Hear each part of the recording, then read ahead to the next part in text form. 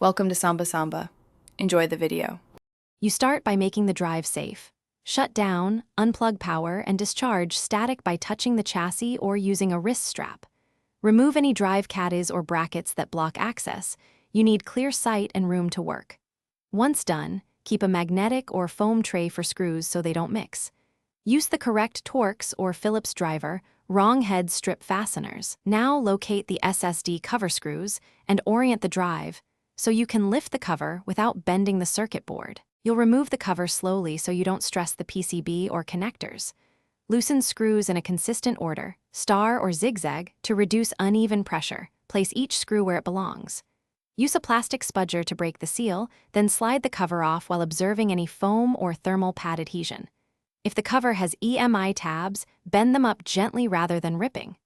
Once open, check for loose components, fragile capacitors, and sticky thermal tape that may hold the cover in place. You finish by cleaning mating surfaces, reapplying or repositioning any thermal pads, and aligning the cover before replacing screws. Tighten them evenly so the shell seats flat. Snug is enough. Over-tightening can warp the PCB. Make sure connectors are seated and reinstall the drive. Boot the system and confirm the SSD appears in firmware or OS. If it doesn't appear, power down and recheck cable polarity, loose screws contacting traces, or displaced pads. Those are the most common problems to resolve. Thanks for watching. Consider subscribing if we helped you.